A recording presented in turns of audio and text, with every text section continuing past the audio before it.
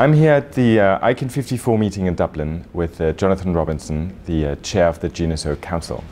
Jonathan, I say the chair of the GNSO Council, but your term will come to an end here in Dublin. What are your thoughts of the GNSO and the state that it's in at the moment?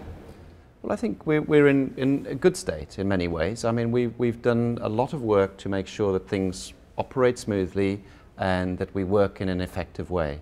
And that goes through many different layers. That's in terms of the personal relationships between the councillors, through to our understanding of each other's constituencies and stakeholder groups, knowledge of processes and procedures, effective working with staff. So it feels to me that we're in pretty good shape, and I feel proud to be handing over the chair of a critical organ in the ICANN infrastructure to a successor chair. So I think we're in good shape. Jonathan, over the past 3 years, changes have taken place. What springs to mind mostly for you as the chair as you reflect back? Well, I think the overarching theme we tried to put in place at, probably 3 years ago was to look at a process of continuous improvement. And in doing so, we looked at a number of different areas. It was in terms of the underlying processes, within the operating procedures of the way in which the council manages the policy, how we could do any of those things more efficiently or more effectively.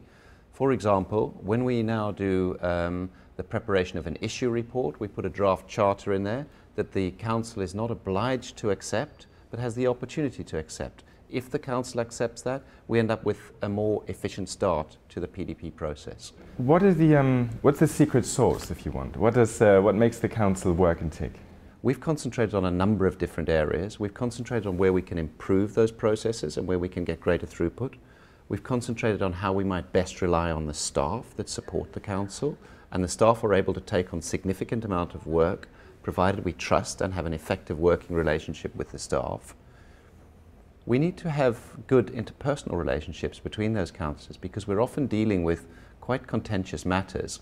And so one of the things we've done is concentrate on making sure we know and understand one another from both a constituency and stakeholder group level. We try and understand the way in which the different groups work, in which they come to decisions, and in which they empower the councillors to work. But also we've spent some time out of council meetings getting to know one another and making sure we know and understand each other as individuals. What are your thoughts for the incoming chair? I feel like I'm handing over something in good shape, but that doesn't mean there isn't lots of work to be done. And I think one of the key areas that might help will be to start to think of the work of the council as being managed and handled by not only the chair. Doesn't need to stand alone. The chair's got 2 vice chairs, and the chair's got a competent policy staff. So I think the critical thing to do, because one of the key challenges is dealing with a high and increasing volume of work, is to pull together with the vice chairs and the support staff and see that as the team through which that increased throughput is generated.